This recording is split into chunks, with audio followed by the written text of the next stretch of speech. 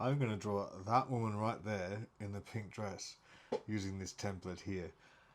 I'm going for a 60s theme. I saw a clip of Dreamgirls with Beyonce and Jennifer Hudson, and I've been watching Marilyn Monroe films, and so I've merged them together. So there's this amazing 1960s hair in the iconic 1950s dress from Gentlemen Prefer Blondes. I'm going to use this template. It's one of my favourite ones, looking straightforward with a bit of a lean. You can get that on my Etsy. The link is in the description below.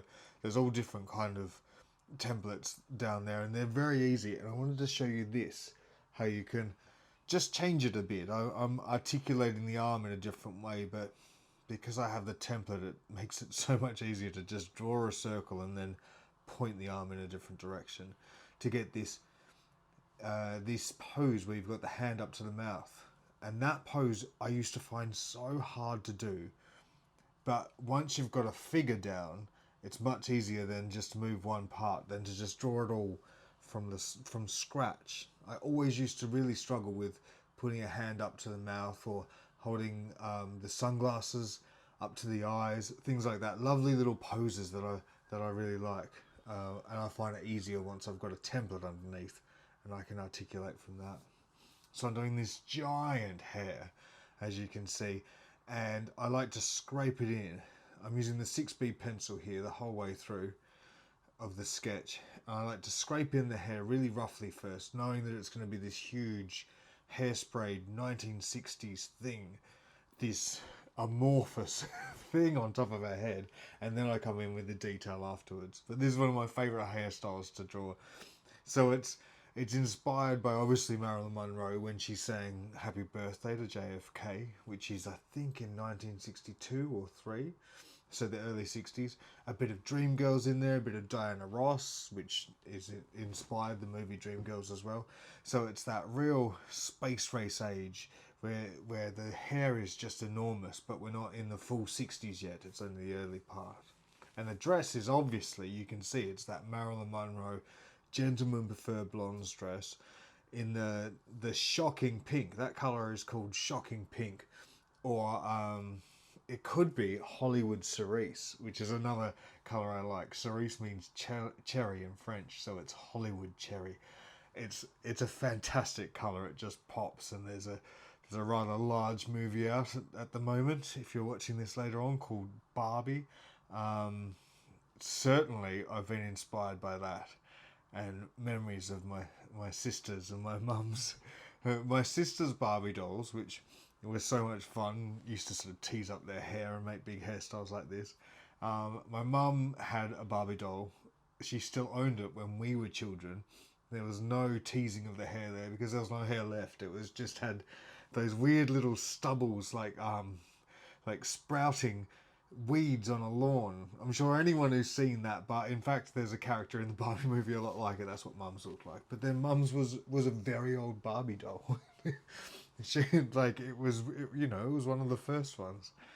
So yeah, definitely all these things coming into one, and I'm just getting it down on the page. I've got an idea of what I wanted to do. I wanted to have that 1960s look, the model going, ooh, you know.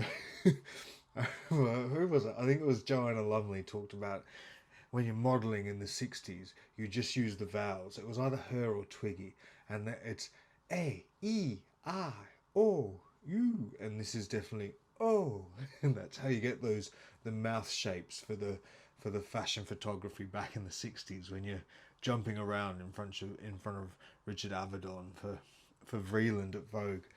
Uh, just everything coming together to make this beautiful, beautiful illustration. And I wanted something that just popped. So, so I wanted the big hair, the big dress with the tight waist and the big chest and a bow at the back, and then the train leading off and diamonds everywhere. Huge makeup all the way up to your eyebrows, and these huge eyelashes as well. So it's gonna come together, I think.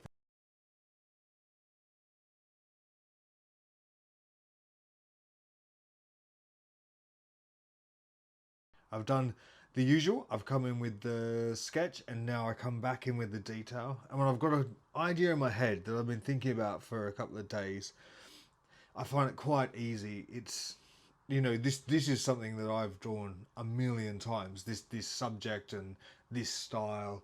I love the mid-century. I love the 60s, and so it all comes a bit naturally. I've done all these things in some way on some other illustration, so I'm just putting them all back together, just in a slightly different iteration this time. So the sketch happens just to do some geography, just some planning of where stuff going to go. Is she wearing bangles? Is she not? Is there going to be a ring? The dress, how's the dress going to be made? Is it going to have that lovely cuffed neckline that I've just put in there? How the gloves going to be done? All of that I sort of work out and then come in with the line art and just neaten it all up and get it all set, so I'm ready to then drop in the color. But this is quite a quick drawing, I suppose, for me, because I have drawn this over and over again. I just love it. My sketchbook is full of these enormous hairdos.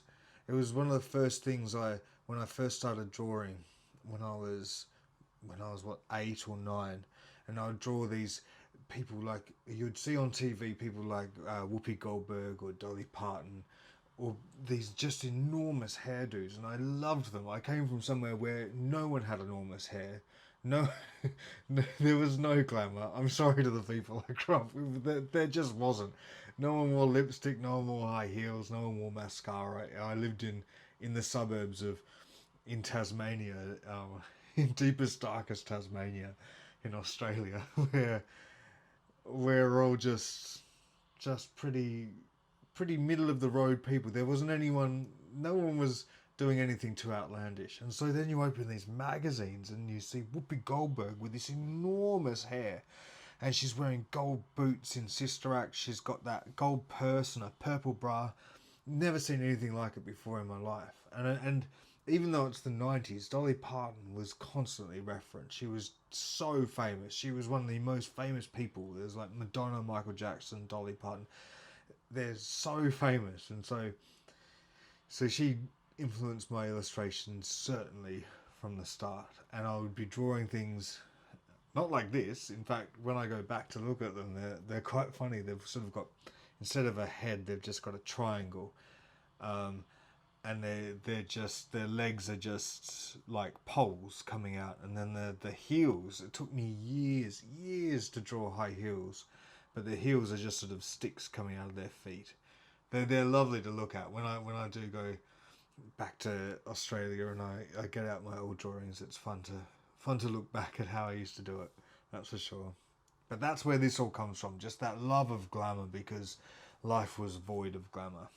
Well, I say that. My grandmother used to wear high-heeled slippers, so there was glamour around me, but not like I saw in the magazines. Oh, and I just dreamed of going to these places. And now I've gone to them all, and I can infuse that into my illustrations as well. I love this method that I use for shading, which I picked up from the anime and manhwa illustration style. So from Far East Asia, Japan and Korea and China, where you put in giant blocks for your shading. You don't shade with just the pencil. I come in, this is the studio pen, and you're shading. I keep trying to teach myself, actually, just to challenge myself how to do it in their style. So instead of what I'm doing here, I'm doing little bit by little bit of the shading. What they do, they come in and they block shade in like the entire picture, so half of it will be in the shade, and they have these incredible dynamic lighting effects. So when I'm not doing this in my free time, when I'm sat on the couch, I'm sort of playing with that and trying to learn their style to then add some of that to my style, and I'm taking little bits of it as I go, that's for sure. But it's a completely different way of doing things. Really interesting. If you're into illustration, look it up. Someone like Khooleen, Khooleen, I think that's how you spell her name. She does it, and she does the lips and everything, but she does. It's such a different way of drawing from. I think what it is that some of these people who are drawing have never drawn on, or they didn't start drawing with a pen and pencil. So I still have a lot of methods in here I do because that's what you did with pens and paper. And they started drawing straight onto iPads or Wacom devices or whatever the device is, but digital drawing. So they never had to sort of do it in the layers that I had to. And they've got just such a fantastic style of illustration. So I'm trying to sort of unlearn some of the things I have to get into their way of doing things and then merge the two together. That's how you get better at doing anything. You have to learn new skills. So it's so much fun though, because I'm terrible at it. I look at them and I'm like, oh my gosh, what? How did you do that? What did I do wrong? And so it's so exciting just to fail and see things go terribly wrong, and then try and work out what I did. So then from the end of it, go backwards, and it's like an autopsy of the drawing. I find it really really exciting. It's quite exhilarating to then try and work out what you did, and then try it again on another drawing, and try again and again, and then finally you start to add it into your style. You can see here again. Usually I would have come in with a 6B pencil, quite soft and big, doing this hair. But I'm going in with the studio pen and just doing these big shapes, which is what shadow is. If any art teacher would tell you, when you're putting in shadows are shapes. You're filling in shapes first, and doing your shadows. So I'm trying to get in to do that. I think it's going all right. I love the way it looks. It looks very poppy, I think, with the straight lines up against each other. There's no sort of shading there. How gorgeous does this look with that colour? No makeup on her, just her hair, and then everything else is pink. I think that's lovely. I might do a copy of this page and then take away all the stuff I do from here on and just keep that. I always love that part where I've just done the hair and the skin, and then there's like maybe one other element. I love that part. It's such a fun part to look at before everything's done. And this is the fun part of doing someone from the 60s. You see that the eyeshadow goes all the way up to her eyebrows, and it goes under her eyes. So in the 60s they still do it now. You get a white pencil, a white eyeliner, and you draw this white eyeliner on the ridge of your lower eyelid. Don't try this if you don't know what you're doing. Don't take my advice, but I'm just telling you what's done. And this is to make your eyes look like they're more open, look like they're wider, because the 60s was all about looking, I don't want to say childlike, but looking like a doll. You have a generation who just don't want to deal with with the responsibilities of life. They've been raised. They were born just after the war. They've got quite conservative parents, and they just want to go back to being children. And so you have baby doll dresses. There's the baby pink, shocking pink, fuchsia, everything. People have these enormous hairdos that are curled and sprayed to within an inch of their life because they look like dolls, and the makeup is done the same. I was talking to a friend's mum, and she said, "Oh, you wouldn't even dream of going out of the house without your false lashes on in the 60s. Are you kidding? You couldn't leave the house without them."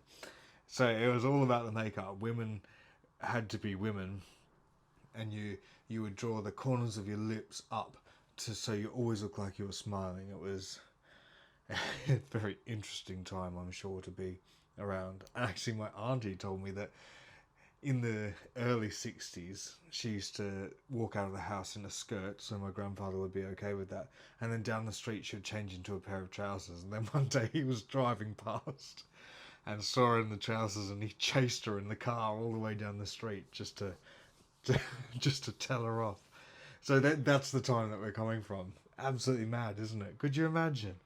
Well, I certainly couldn't. I couldn't imagine my dad trying to tell my sister what to wear. That certainly wouldn't happen. She's an amazing woman.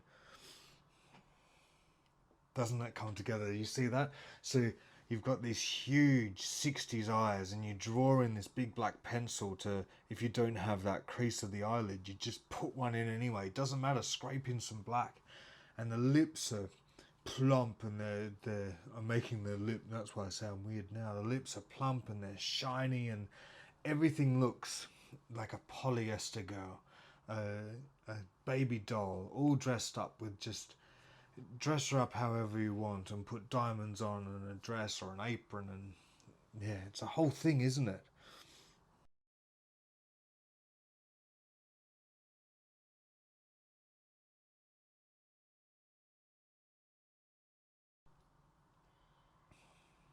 And I come back in, I just want a little more shininess, so I've got this white, and then this is the smudge tool, and I've got that set to the pencil that I'm using, so the 6B pencil, and I've got it quite high on the size, and it's sort of low opacity, and it's just smudging. So it's like you get the eraser at the end of your pen, but pushing you're pushing that color around, and you're smoothing it all at the same time. You see there, you're just sort of like you got your finger on the pencil, and you're just rubbing it around, making it less like you've just drawn in pencil right there. A fantastic tool, and it doesn't make it look too sort of stiff either. It still gives it some bite and some grit, but it just moves it around a bit and sort of smooths out any harsh lines you've made.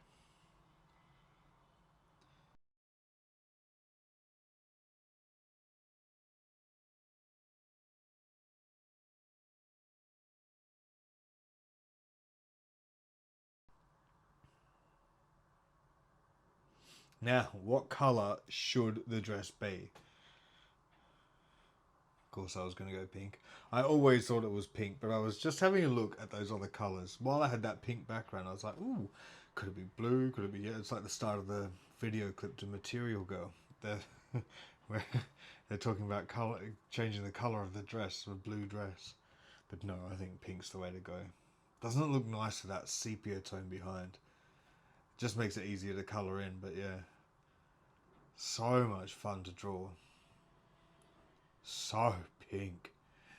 Like, so pink. I've actually got a colour on here that I don't ever use. There's a there's a brightness you can get to using Procreate or any of these devices on an iPad, where I drew a picture with it and I had a searing headache afterwards, and it was because it was just this. The pink was so vivid that it hurt my eyes because I drew an intricate drawing. I remember I was sitting in a cafe. I was in like Italy, and afterwards I had to go back and lie down, and go back to the hotel and lie down. It was too pink. Whoever thought there could be such a thing that something was way too pink? So I never use that. I always just bring it a little bit back from that, simply for the physical relief. I don't, don't want to have to take a lie down after doing a drawing because my drawing was too pink. Although it is a fantastic thing to tell people why I had to have a lie down in the middle of the afternoon. And they all sympathise with me, as you can imagine. And what I love about this is when you draw platinum blonde, I used to always love this until I had Procreate. I had different ways of doing platinum blonde, but it was very hard. I used to draw with pencils and pens onto paper. So with a pen, drawing platinum blonde is quite hard. You just do the highlights and leave everything else white. And before I had pens and I found good pen shops and pencil shops, I used to have my Derwents, and I'd use an orange just to make it look like that real fake brassy blonde, like the orange that comes in a 12 pack of pencils. I used to use that. It's so exciting now to be able to choose any color I want and any secondary color to shade with. I often think about that when I do someone platinum blonde, and think back to how I couldn't, these colors, they just weren't there. Like, and if I had them, you had to use them in a certain way. You can't just go in and put platinum blonde after you've done something else because it was lighter. So it's so exciting. I always think back to other things I've done and how easy stuff is now because I've got this. It really is a fantastic tool. Certainly using big colours like this as well. Definitely makes a big difference, using the big colours. Like a big pink dress like this. I have a drawing quite a lot like this that I did years ago, and I've sold so many prints of it. I've still got the original, but I've sold print after print of it because it's this lady. She looks just like this, but she's in a red dress and she's got a white fur stole over her hands, and she's holding a saucer of champagne. I drew it at Christmas, and I call it Merry Christmas Babies, or the doll. And I had to I had an order. Someone said, "Can you do this? But can you make it on, I think it was A1 paper or A2 paper?" It was giant paper, you know, the size of a desk. So I did. I went and got the paper, and all I had to draw this with were Copic markers. Well, all I drew with at that time were Copic markers. So I drew this huge, I'd say third size, like third scale of an actual human drawing. And instead of the dress being red, he wanted it to be this kind of pink. And it took so long, and it took 4 pens. I went through 4 pens doing it, and because it was such huge areas like this, such huge areas of pink, the original drawing had, like, it was a red lacy dress, but it was, you know, you'd look at it and go, that's a red dress, but it had like a lace detail. So the way to get around drawing it with the pens was to go through and draw all the lace. So it took so long, because then there weren't big streak marks where you could see that I'd pulled a pen all the way down the paper. It sort of undulated through the lace. So much fun to do. It was a real fun job, that one was. You know, anytime someone's paying you to draw, it's fantastic. It's a real blessing. But that especially, because it was a big challenge. I'd never done anything like that. Never done anything that big in my life. So it was really fun to do. But then I do think about that now, when I can just go around with a studio pen and then drop the colour in. Just drop it in, and there it is. It's just there on the page. Fantastic. So with this shading, last week I put out a video where I showed how to do draping and shading on a fine fabric, and I did the Grecian dress. So you can find that. That's on my channel, where there's a woman in a Grecian sort of toga style dress. And I use loads of different. I use the gloaming brush for my shading, and I usually would use that. But while I was doing this, there was something poppy about it, and I wanted this to be really poppy. And so I actually decided just no shading, actual, you know, like with ombres and stuff. I just want to block colors, and it came out really cool. It looks more like taffeta because of the way that the colors shock like that. They just go from one to the other without any warning. There's no shading beforehand. They just do it, and that's what taffeta does. Catches the light in that way. So if the light's on it, it's shiny, and if it isn't, then it's not. And that's what this dress would have been, a taffeta dress, the one that Marilyn Monroe wore, that's for sure. Or Shantung. No, it would have been taffeta. They wouldn't have used Shantung.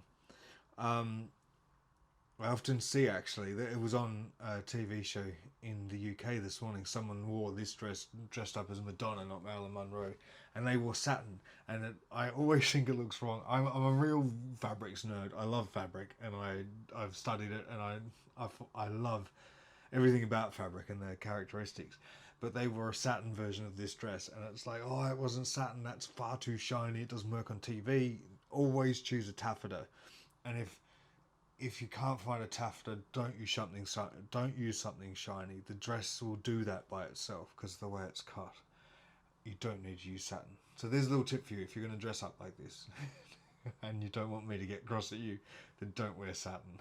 Because also it's going to be cheap satin, and cheap satin doesn't look as good as it could. It doesn't look as good as a taffeta, that's for sure. I love that. I love her face like that. And just a hand just below that sort of fake. Oh my goodness. Oh my gosh. Another champagne. Okay, I'll have one. It's, it's contrived. It's completely placed. And I love it. Everything in this is about artifice. you know, fabric shouldn't be that. Nothing in nature is that color except the most poisonous of berries. You shouldn't, your eyes shouldn't be that big, your lashes aren't that long, hair isn't that big. Nothing about this is real, and that's what I love about it. It is just a joyful experiment, a joyful folly into complete artifice. I love that. I think it's such a fun thing to explore, such a fun thing to do. I remember reading something. It was from a it was from a spiritual book, and it says art is artifice. The reason that you make art is to make something that doesn't exist.